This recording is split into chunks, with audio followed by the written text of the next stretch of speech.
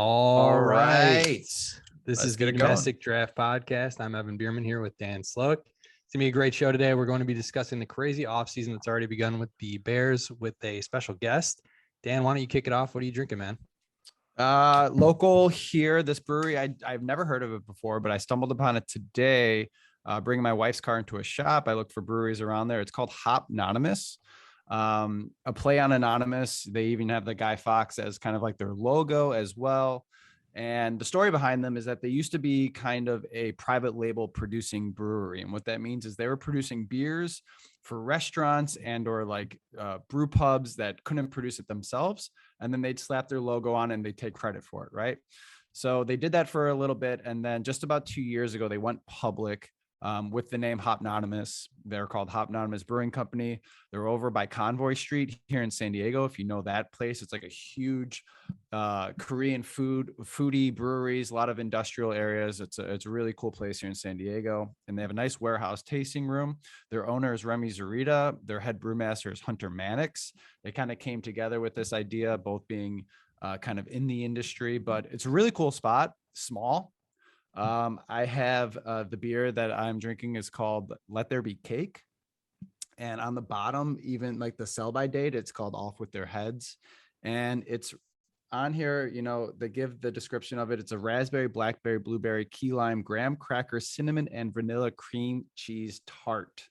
I've had it already since I was there earlier today. It's really good. 7% too. It's really heavy. Doesn't drink like it would be heavy. And it's got a 3.96 on Untapped. Really impressed with them. How about you? Wow. Okay. You got a lot going on there. So what I'm drinking here is it's called ROVM Hard Kombucha. Started in 2020 while stuck inside due to COVID. Founder Julie began making her own granola and brewing her own kombucha. She aimed to brew something that didn't have the aftertaste she found in other kombuchas and was easy to pack in her backpack for a backcountry day. She was brewing in her backyard, decided to team up with Pilot Project here in Logan Square to make this kombucha more publicly available. So the one I have here is a hibiscus berry hard kombucha. It's 5.5%, gets a 3.85 on Untapped. It's got notes of cherry, strawberry, hibiscus, subtle aftertaste, you know, like they're going for, unlike other hard kombucha. So if you are in the Logan Square area, check out Pilot Project, pick up some hard kombucha from ROVM. So Solid. Speaking of Logan Square, our next guest here that's coming on to talk some Bears with us and some NFL is Robert Mays. He's a Logan Square native like myself. He's an NFL writer for The Athletic and host of the Athletic Football Show. Previously worked for Grantland and The Ringer. Robert, thanks so much for coming on. Thanks for being here. You know, that thing where no matter what setting it is, like it could be in a nationally released movie, it could be on a show everyone is watching, or it could be this podcast where I knew that you were from Logan Square. And the moment you said Pilot Project Brewing, I was like, I know what that is. That's where I live. It doesn't matter. Like every single one of those moments when they happen, we all turn into the Leo meme where we're pointing at the TV being like, yes, I recognize that. And that's exactly what just happened, even though we had already just talked about you living in Logan Square. Because I also do. Pilot Project is 4 minutes from my house. There you go. That's the spot, right? It's a great area. We moved, my fiance and I moved in April. May. We moved in May. We bought our house in April. So I was living in Wicker Park, which for people who don't know about Chicago, they do not care about this. But I lived in Wicker Park and at Six Corners, essentially. And I moved 2 miles west into Logan Square. And we have a little bit more space and we have a little yard for our dog. And it's been great. It is a fantastic area. We have loved it very much. I wish that we could explore more of it, but the world is a nightmare right now. So we spend a lot of time in our house, which is nice. Well, congrats on that and the move and the engagement. And also congrats on, you know, The Athletic getting purchased by the New York Times. Big news for y'all over there. We'll see what happens. This is old hat for me now. I just getting random texts from, you know, people or friends being like, yeah, did you see this? I was like, yeah, the place where it's so strange to, you wake up one morning and you work for one company and then you go to bed at night and you work for a different company. And that's happened to me twice in the last 2 years. And you just kind of get used to it. It's like, it's such a cliche, but you can control what you can control, right? Like I sound like a really staid and boring football coach where, like, you know what, all I can do is just do the best job I can. And, you know, you just hope for the best. And it's exciting. Like really proud of the people who helped build the company. You know, I obviously came very late, but it's an exciting moment. You know, I mean, the New York Times is an institution for a reason. If you look at their audio department and what they've done, obviously they have really mainstay brands in that space, and the way they've invested in it and grown it, it's hard not to get excited about what our future could look like. So it's been cool. I mean, we'll see what happens. There's always, you never really know with stuff like this, but it's been definitely an interesting week.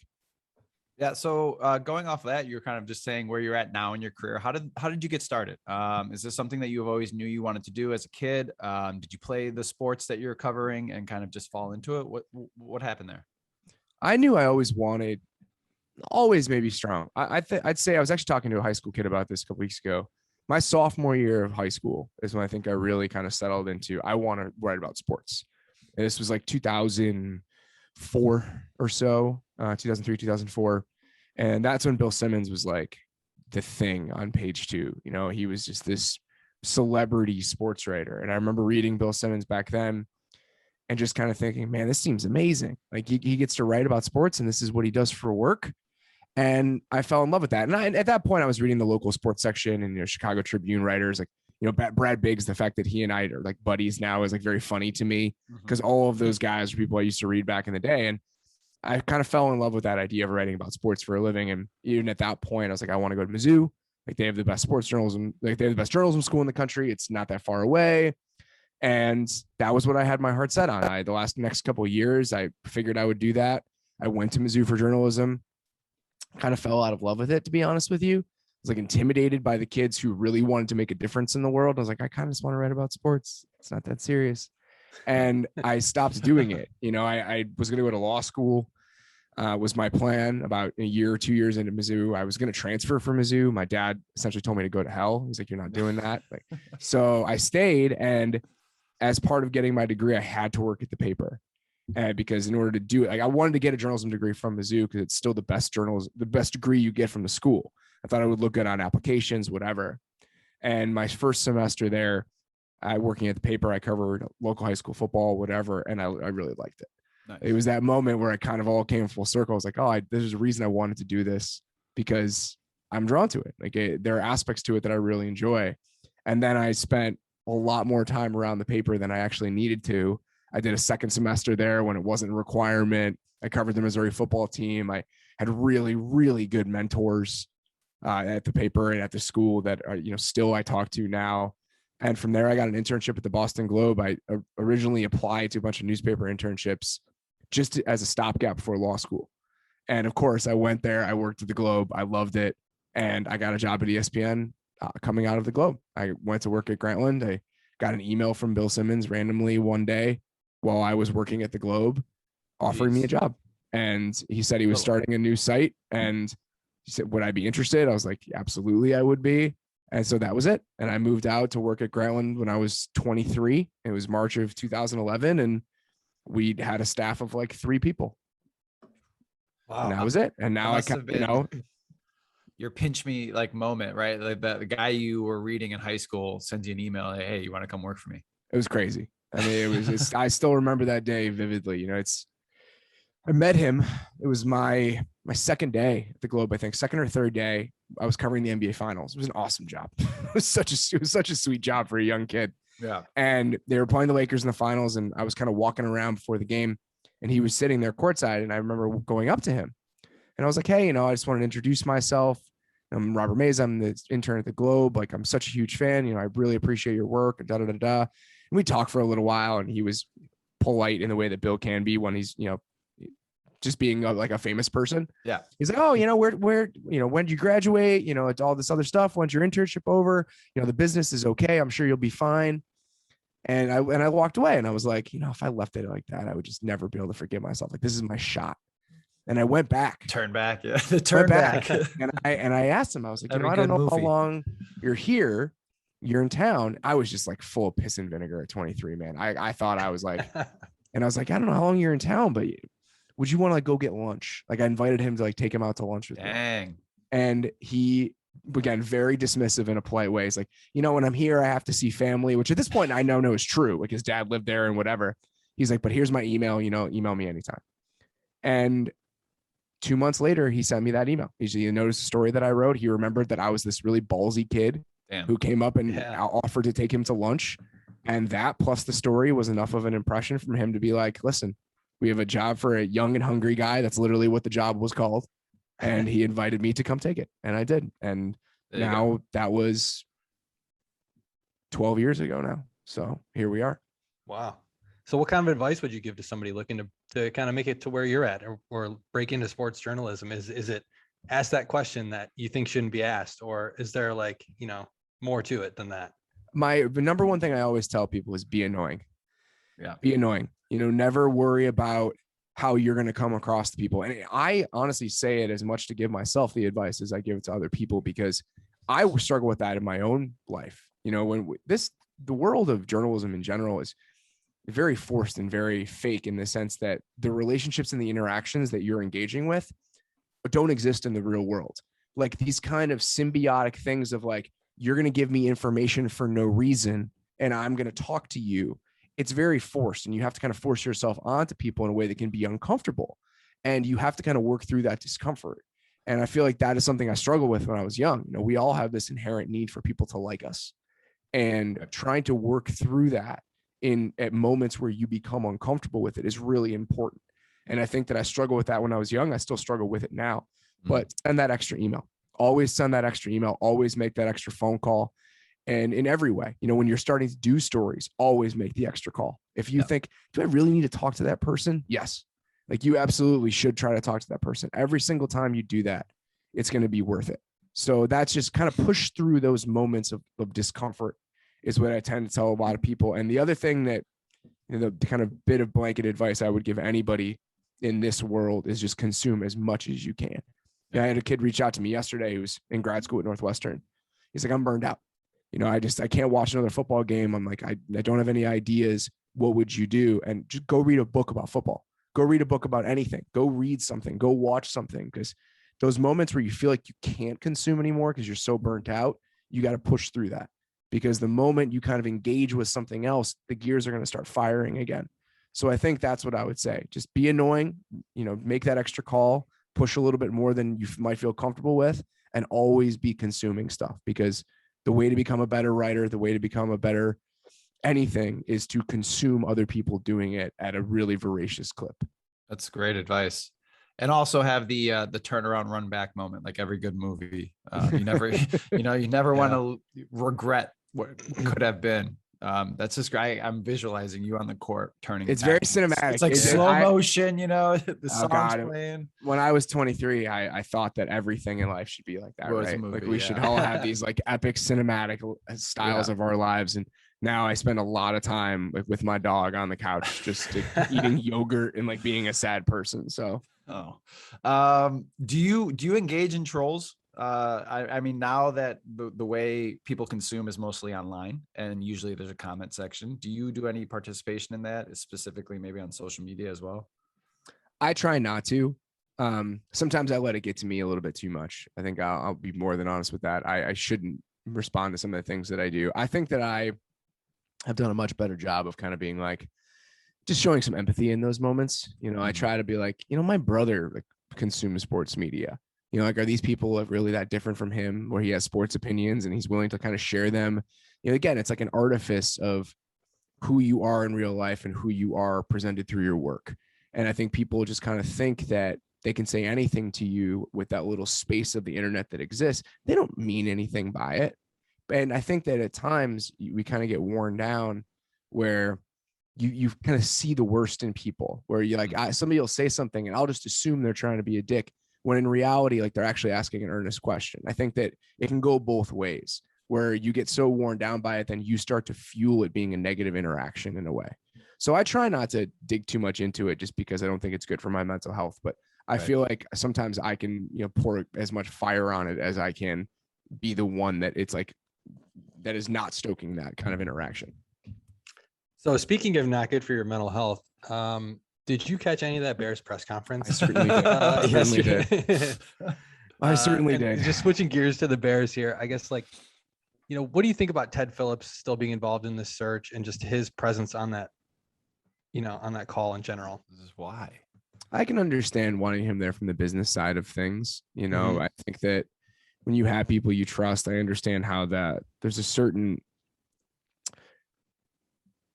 what's the opposite of gravity? Inertia. There's a certain inertia that takes over when you have certain structures that exist within an organization. And I think that's what you see there, right? Like he's always been there, so he's going to continue to be there. Like a certain, and when you put something in motion, it will stay in motion. Right. And I think that's kind of what that is.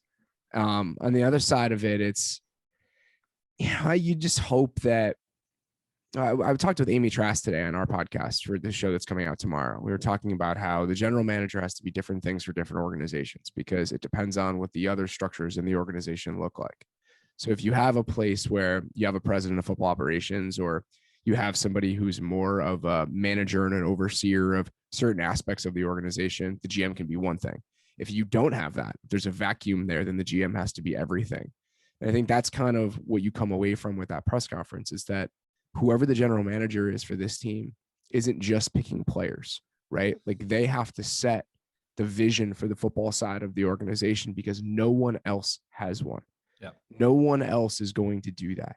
There is a vacuum of culture that exists within the organization. You can feel it during that press conference. You can feel it during that presentation.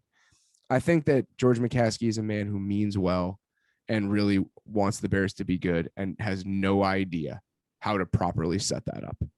And with that in mind, you have to really put a lot of faith in the idea that whoever they find is going to be able to do that, because it's going to be up to them. There are some organizations where that's not the case, but the void and the vacuum that exists on the football side of this organization in particular, you're putting a lot on whoever that person is that you end up hiring. And do you think that person's going to have like full on authority over decisions, or like, cause it seems like it's almost like an oligarchy of decision-making in the Bears, to where a few people are making decisions all the way at the top. And I can't think of, and correct me if I'm wrong, are there other organizations in the NFL that are kind of ran like the Bears are, where it's like a family and a really close friend that's been there forever, and they're the ones kind of running everything, and they don't really have multiple voices giving different opinions? Yes. I mean, there are places where you have people on the football side that really make a lot of the decisions, right? Where they have a lot of power. The example that I go to that I've gone back to a couple of times in this is that when Sean Payton got to New Orleans, right? Sean Payton gets to New Orleans. The Saints are a bottom of the league franchise. They're a bottom of the barrel franchise. Everything about the way they operated was that of a losing franchise. The ways that they scheduled and booked hotel rooms on the road, certain aspects of the way they spent money around the organization and around the facility, all of that kind of stuff. When you have that vacuum and void of culture setting on the business side, on the ownership side, you need a central figure who can come in and say, we're not going to do it this way anymore. And some organizations need that. Some organizations don't. And the Bears are an organization that needs that. So even with this setup, it's not that it's impossible. It's that the degree of difficulty is harder, because the person who needs to come in and set that vision, set that pathway, set that list of priorities, that person has to be a unicorn in a way, right? Yeah. Like we think about general managers and we think about draft records and free agents and, can they find this guy in the third round? That's not what the general manager of the Chicago Bears has to be. He has to be, or she has to be a lot more than that. And I think that press conference, that's what it's a reminder of. Not that it's going to be impossible to pull this off, but that the degree of difficulty becomes a lot higher because there's really nobody helping them. This is still one of the most sought after GM positions, right? I mean, that's what we're being told by, I think, a lot of people, at least that I've seen on social media, is that this is a great destination. I mean, Louis Riddick, somebody that's been mentioning that this is the number one GM job. But you're kind of saying it's going to be, the general manager position, player evaluation, all that, but you're also going to need to be the head of all the football operations. And then I guess a follow-up question to that is, if you're going to be the head of all the football operations and have oversight on all that stuff, why are we lining up head coach interviews before we have a GM? I think that's okay at times. There are aspects to it. There are the examples that I would throw out where it's happened before that. It becomes, there's certain qualities to those setups that I think allow it to be okay, right? The two that I would point to that are the head coach was hired before the GM are San Francisco and Cleveland. San Francisco, Kyle Shanahan is the setter of the football tone, right? Like he is the decision maker. He has a ton of power there in a way that the Bears coach may not. Kevin Stefanski was hired before Andrew Berry was hired, but the Browns have somebody like Paul DePodesta in the building that their overall cultural tone and vision for the organization is set by someone who is not the general manager. So I think that does work in some cases. I don't know if the Bears are set up to be one of those cases. I think as long as you bring in people who ultimately are going to be aligned early on, if one guy's hired 2 days before the other, I think that can be okay. I don't think it's an ideal order of operations, but I don't think it's some sort of terrible deal breaker either. Okay. So you don't think the GM necessarily is going to want to come in and make that decision. If it's the right person, they'll see this as, okay, you're taking the job, but we already have this lined up, and they'll be okay with that. I don't know if they'll be okay with that. I think they'll have to be okay with that, right? Like Right. You would just hope that they can come to some sort of agreement, come to some sort of like, this is how we want to do this. This is how we get along, all of that stuff. I mean, there is going to be a challenge if the GM is hired after the head coach, because inherently you're going to have somebody that they didn't pick that person. Right. But I do think it can work out in some circumstances. Yeah. Are you aware? Are you hearing any favorites for the position? I mean, it's just it's so brand new. I mean, no, yeah. I have not heard anything like that. The only thing I've really done is kind of talk to people about certain candidates. That's really the only thing that I've done. And you think this decision is going to be after playoffs? No idea. Yeah. No idea. I mean, they've cast such a wide net that it feels like it might take a while because they're interviewing so many people. And that's why I wouldn't be super concerned about, the aspect of it. Well, they hire the coach before they hire the GM. They're talking to like 20 candidates, like there's a chance they hire the GM before they hire the coach. Like this could take a while. So I don't necessarily know what the order is going to look like or how it ends up sifting through, but it does feel like they're taking their time because they're going to turn over every rock. And I think that's how these processes should go. Absolutely. Do you think Ryan Pace should be proud of his resume as the Chicago Bears GM?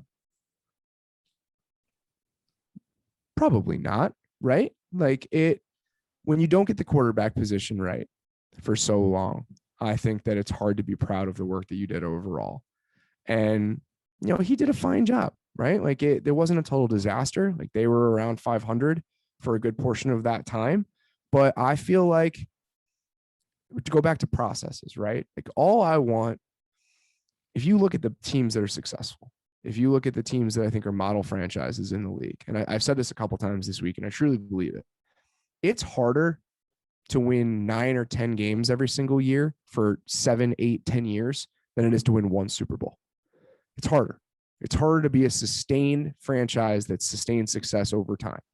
And in my opinion, if you look at the teams that have sustained success over a long period of time, they are franchises that have proven processes. No GM, for the most part, is going to be that much better or that much worse than another GM when it comes to picking the players. You're going to fall somewhere, if you were a competent general manager, between 50 and 60% hit rate in the first round, second round, right in that range. It's all about maximizing the chances you get and the edges you can create over time with correct process. And that is not how the Bears operated, right? Like you think how many different times they're trading away future second round picks to go up and get Anthony Miller. They're trading away future third round picks to go up and get David Montgomery. They traded up for Leonard Floyd. It was a joke when Andrew Berry last year, when the Browns traded up to go get Jeremiah Owusu-Koramoah in the second round.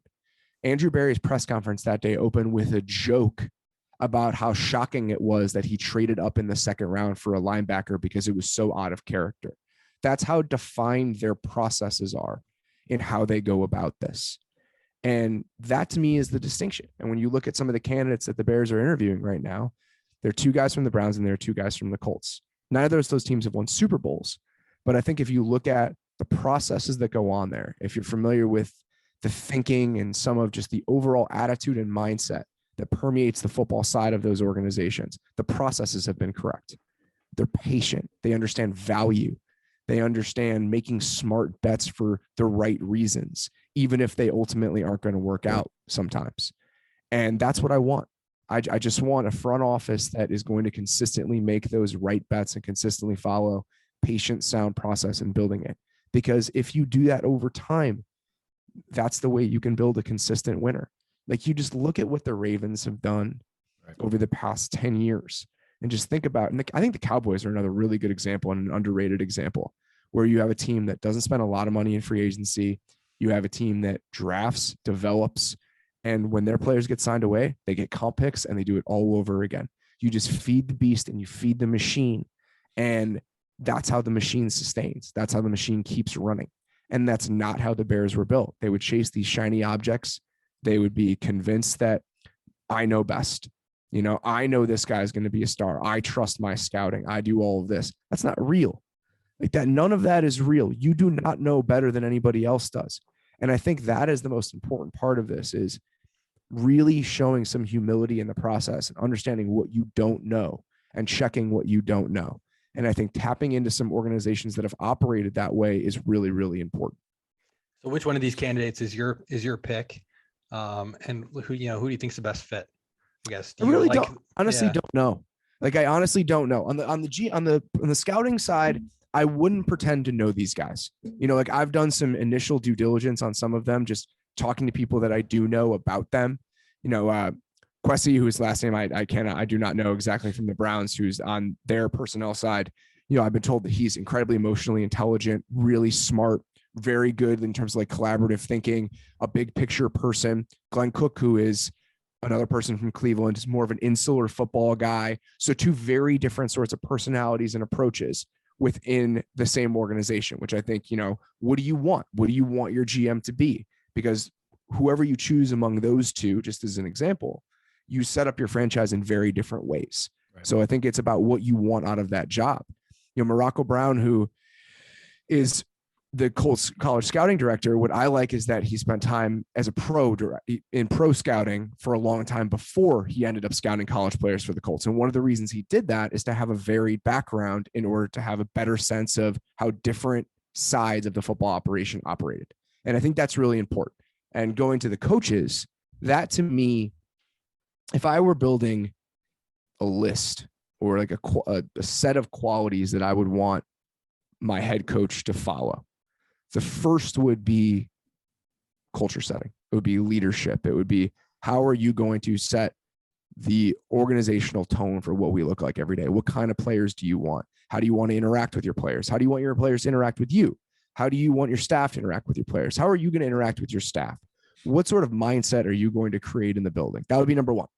Number two would probably be an offensive minded coach, just because I think that offense is how you win consistently in the league. I think that defensive coaches should absolutely get looks. And I think that there is a question about diversity, and there's a question about how many candidates of color you're going to get if you only look at offensive coaches because of the way the pipelines exist. I admit that's a problem.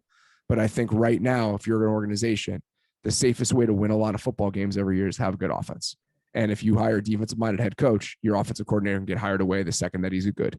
So it would be an offensive coach. And the third pillar of that would be, what does your staff look like? Who are you going to bring in? Why are you going to bring that person in? What does your defense coordinator look like? What does your offensive line coach look like? Those are the two things that I would ask an offensive-minded head coach. And fourth, what is the background of that offensive-minded head coach? Is he somebody who comes from a bunch of different places? Have you worked for lots of different types of coaches? Have you worked in a lot of different types of systems? Have you only seen one way of football? Because if you look at some guys, like a Matt Nagy is a perfect example. Matt Nagy worked for Andy Reid. That's where he was. That's what he had seen.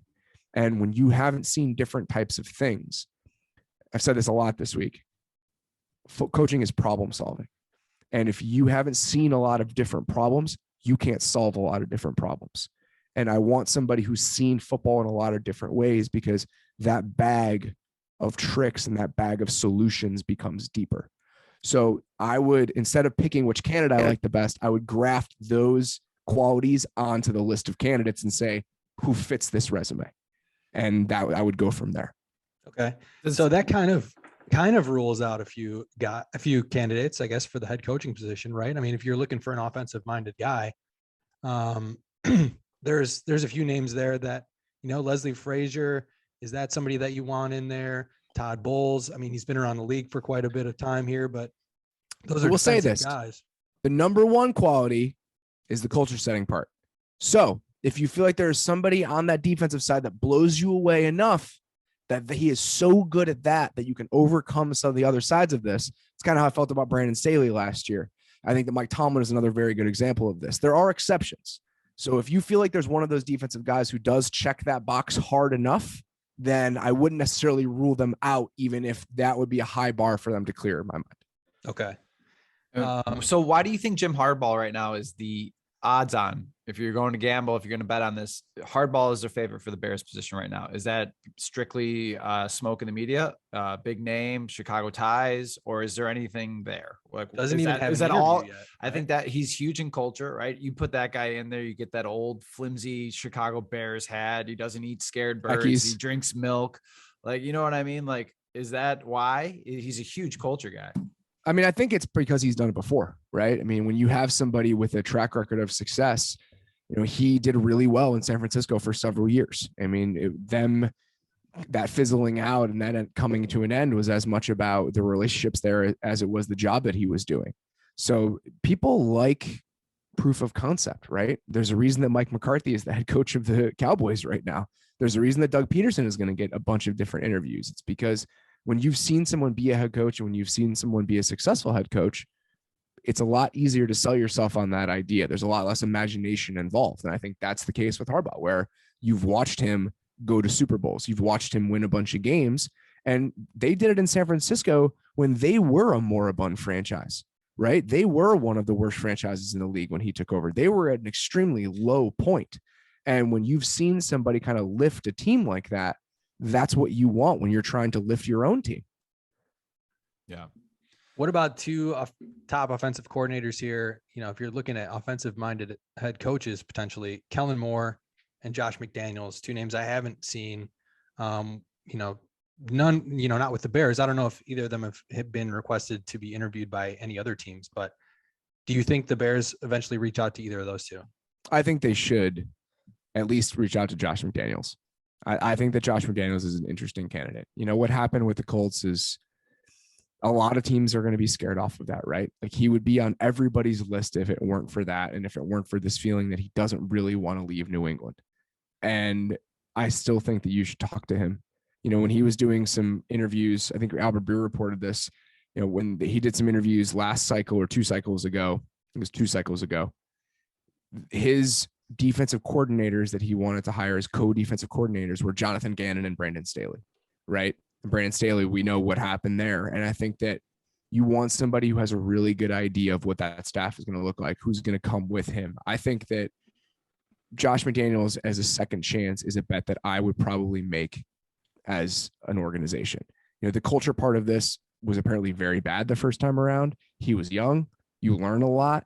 I think that if you look at just all of the mistakes that have been made in the coaching world, I feel like Josh McDaniels deserves a second chance before a lot of other people probably deserve a first one. So it seems like too that one of my questions was, you know, that it doesn't seem like the Bears are going to go rookie coach here. They did Nagy rookie coach before that, Fox veteran, you know, from what you've kind of been saying and the names you've been throwing out, it seems like a big thing you want is like a proven concept, a coach that has, you know, a resume to you know, use on the players to build culture. You think they're going to have a veteran coach, someone who's done it before? I don't know. I mean, I think I don't necessarily need that. You know, I think that's why these guys are attractive, but I don't necessarily think that that is a necessity when you look at this kind of stuff, right? I mean, I think coaches come from all different places. If you look at the guys who have been really good, you know, Andy Reid was a position coach. Andy Reid wasn't even a coordinator when he was hired to be the head coach of the Eagles. So I don't necessarily need somebody who's been a head coach. I don't need somebody who's even been a coordinator. If you think there's somebody who fits this mold, you know, Sean McVay was an offensive coordinator for a couple of years, but you know, he was the play calling kind of questions about him and Jay Gruden. It was like, how much does he really do? That's something that other people have had to read into for years. You know, Nick Sirianni was not the play caller for the Colts. And I think that he's done a pretty good job in his first year. So it's really hard to know which of these guys are going to hit and which aren't. That's why when people ask, well, who do you want to be the coach? I don't know. Like, I'm not in that room. I've talked to a lot of these people in the past. You know, I've had conversations with Brian Daboll before. I have my opinions about whether I think Brian Daboll would be a head coach because I've talked to him multiple times. But these guys I've never talked to before. These guys that I don't really know anyone who knows them very well, where I can pick up a phone and be like, what do you think about this guy? I don't know. I really don't know. Like, it's a very, very difficult thing to tap into, because that's why there's so much failure. That's why there's so many coaches that fall flat. That's why this is so hard, because it's really, really difficult to distill and understand what is going to make a coach successful. The hit rate is similar to that of players, right? Yeah. It's a very, very hard needle to thread. So knowing what you know about Dable, then I guess the few times you've talked to him, do you think he should be credited for Josh Allen's success, or do you think Josh Allen is like a unicorn Patrick Mahomes type player? I think that there are aspects of his success that he should be credited for, in the sense that I think he has done a much better job. If you talk to Brian Dable or his players about what Brian Dable was like when he was the offensive coordinator for the Chiefs in 2000, I think it was 2012, in 2012, or when he was in Cleveland, he's a very different person now than he was then. Back then it was, very, I don't know if Belichickian is even the right adjective, but coming from that Belichick staff, they walked in as like, this is what the offense looks like, because this is what the offense looks like. This is the offense. And I think his transition is kind of mirrored the transition in a lot of offensive coaching in the NFL over the last 5 or 10 years, in that, let's make it easier.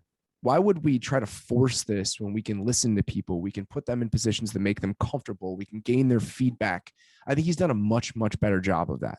So yes, Josh Allen is a unicorn in terms of physical talent, but look at how many different ways the Bills use Josh Allen. Look at how they use him as a runner. Look how they've really kind of cultivated the control he has at the line of scrimmage. The one thing that stuck out to me about Brian Dable as an offensive coach in terms of details is that he apparently does a fantastic job talking about coaching as problem solving.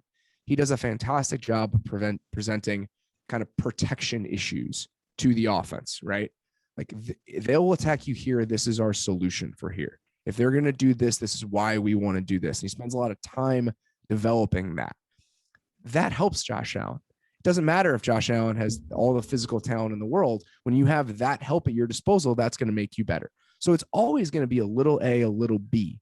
But I think that when you look at what the Bills offense is and how set up it is for Josh Allen's success, and the fact that Brian Dable doesn't come from like a spread 4-wide world with quarterback draws and RPOs. No one comes from that world. That's something you build over time as an offensive coach. When you've been in New England, when you've been in college and worked at Alabama, you build this kind of very malleable, flexible offensive identity over time that can solve a bunch of different problems. So I think that his personality and demeanor has matured to the point that he's definitely a better head coaching candidate now than he would have been 10 years ago. And I think a lot of the concepts and ideas and values behind why the offense looks the way that it does is a really good place to start if you're trying to create a blueprint for an offensive football team. That's what I would say. All right. So who's coaching the Bears next year? Honestly, if I had to who are you picking? I don't know. If I had to, I really don't know. I really don't know. If I had to like pick a guy that just like feels right, yeah, based on everything you'd think about, it would be Doug Peterson. But if the fact that it's the same cloth that Matt Nagy has cut for him, even if they're different, right? Doug Peterson's a Super Bowl winning head coach, but still he was Chiefs offensive coordinator. He worked for Andy Reid, and now he's going to be the head coach. But at the same time, the Eagles hired him, even though he worked for Andy Reid. So I feel like, and kind of a similar thing, I love the fact that the Eagles aren't scared off by that, right? Like the Eagles hired a guy from Frank Reich's offense that now like ran a similar system in some ways to what Doug Peterson did with Sirianni, and weren't afraid of that. And they hired Doug Peterson off of Andy Reid's staff. Like I think that is that lack of fear is a very good thing, but I don't know if the Bears would be willing to do that. Yeah, he was with Reid, right, in Philly. They both go to Kansas City, and then he comes back over to Philly, right? So that is super interesting. All right, let's move off the Bears. I've had enough. What big QB moves do you think we see in this offseason? Obviously, there was the Wentz and Stafford, just to name Russell a few Wilson. from last. Yeah. Is there any big names in this offseason that you think are going to change teams? Aaron Rodgers. I think Rodgers stays. I don't know about Russell Wilson. I think everyone's kind of said that that's a mystery in terms of what they want to do and how they want to go from here. You could absolutely, I mean, all of these teams, right? I think it's the decision that the Raiders will have. It's probably easier now for the Raiders than it was a couple weeks ago now that they made the playoffs. But we've talked about this on our show. It's like, all right, theoretically, could you get a first round pick or more for Derek Carr? When you look at the other quarterback trades that have been made recently, the answer is probably yes. But if you're the Raiders, where does that leave you? Are you going to get a better quarterback than Derek Carr? Probably not. So if you're the Seahawks, could you get a couple first round picks for Russell Wilson? Maybe. Where does that leave you? Right? Does that leave you better off than if you had Russell Wilson? I'd say the answer is probably no. So that's why I feel like Seattle just kind of looks at the overall landscape of this and says, we're better off with Russell Wilson. Like, I don't know what happens with Pete Carroll, and maybe that relationship is frayed to the point where they can't maintain it, but I don't know. That one is not necessarily like he's definitely gone. They're definitely dealing him. The other ones, it'll depend on what the Vikings want to do, right? Like if the Vikings are sitting there and the Wolves say to whoever the next GM is, we want to win right now, we can win right now, which they kind of did yesterday. Do they keep Kirk Cousins? If they want to hit a soft reset and say, we need to kind of tear this thing down a little bit, we have an aging roster, let's see what the next phase looks like. Let's go undergo some transition. Maybe you trade Kirk Cousins and you try to find a stopgap quarterback next year and you go from there. I think Jimmy G's gone, right? I mean, it just makes too much sense. And then I think Baker, I feel like the Browns meant what they said yesterday, right? They meant that they believe Baker can bounce back in 2022 and that they plan on moving forward with him as the quarterback. I don't think they lied. I think they will observe all possible moves. I think they will look into everything. I think they will consider every possible alternative. But I think in the moment, they do plan on going forward with Baker as it currently stands. If Tom Brady wins the Super Bowl, does he continue or does he retire? I kind of think he'll keep going because the goalposts are always going to move, right? If he doesn't win the MVP this year, he'd be like, I still need to win another MVP.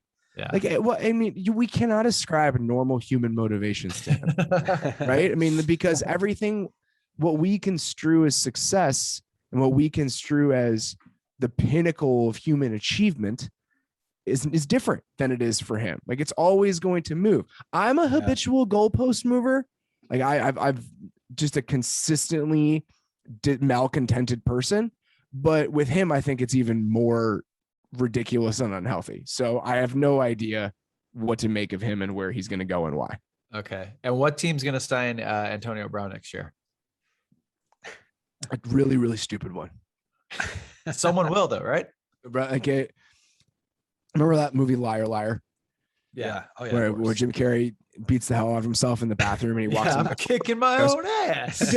And he's like a madman, a desperate fool at the end of a pitiful rope. Somebody at the end of their pitiful rope is going to sign Antonio Brown, if anyone. Like, it feels like this is probably the end for him. Yeah. All right. So who's going to win the Super Bowl? Last question before we get you out of here.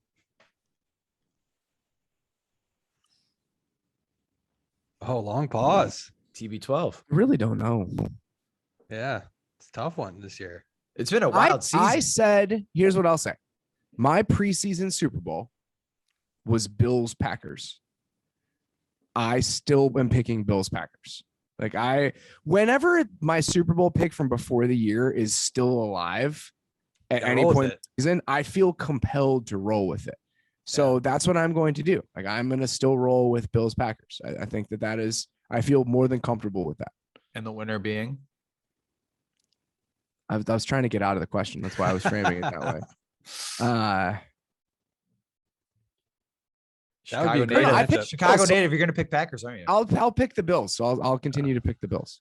All right. Oh God, the Packers have beaten me down so bad. I no longer care about any of that. Right? Like, I feel like a weird closeness to them because of how much they've owned me over the last 2 decades. I was going to say, when Roger said I owned you, I was just like, I'm numb to it. Yeah, you do. You do. It's so funny. I mean, I get shit about it all the time where I'll go and, like, even the Packers people, right? Like, the guy who runs Packers PR, like, he knows I'm a Bears fan. So we'll go in, I'll be in like Lambeau talking to coaches or whatever, and he'll just be like making fun of me about it. And like, they know, like, people in that building know that, like, I root for the Bears, and they think it's a very funny when they, like, I'm there talking to them and they just feel my pain. They almost feel bad for me at this point. So it's not even like a making fun of me sort of situation. Robert, right. thank you so much for coming on, man. Appreciate it. He is at Robert Mays on Twitter. Thanks again.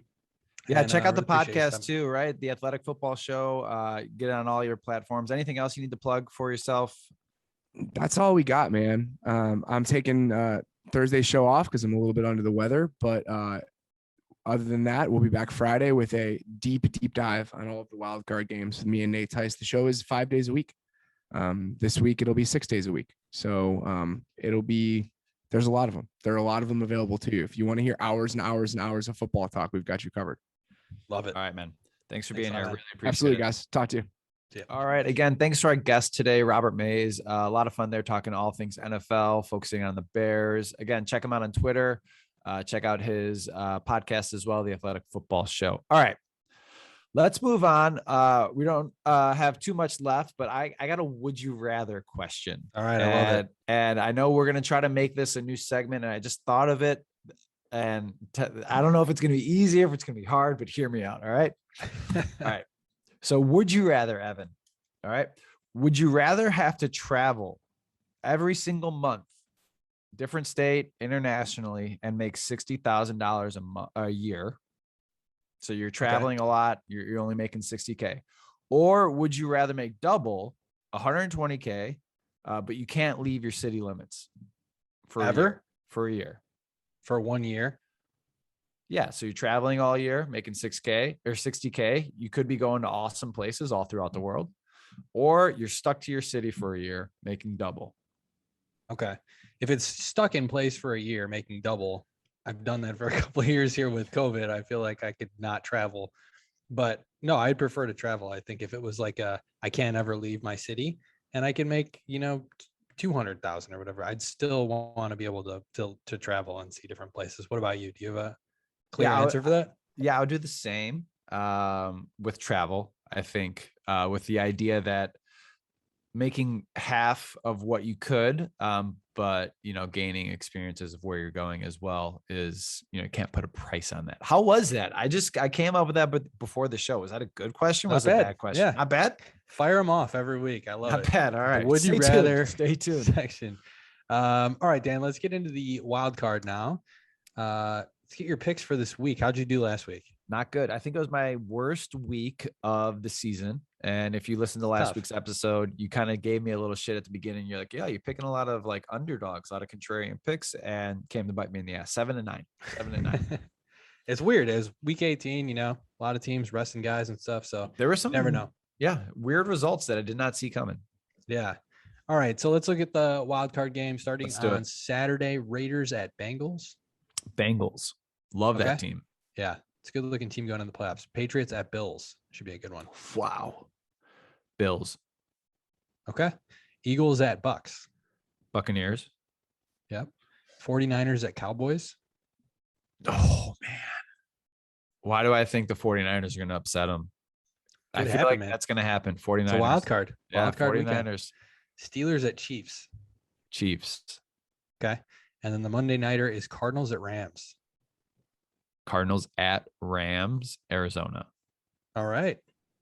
That should be another great game. Some good games here.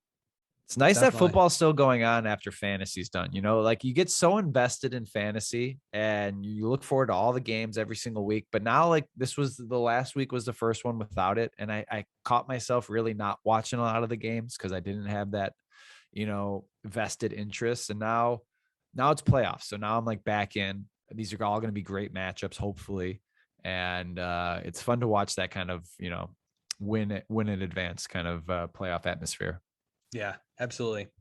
All right. So that's our show for today. Thanks again to Robert Mays. Again, he's on Twitter at Robert Mays. For Dan Sluck, I'm Evan Bierman. You've been listening to the Domestic Draft Podcast. You can find us on Twitter at Domestic Draft, on Instagram at Domestic Draft Podcast. Our website is domesticdraft.com, and you can watch the show on YouTube. Search up Domestic Draft and drop us a subscription. Thanks again for listening. Cheers. Cheers.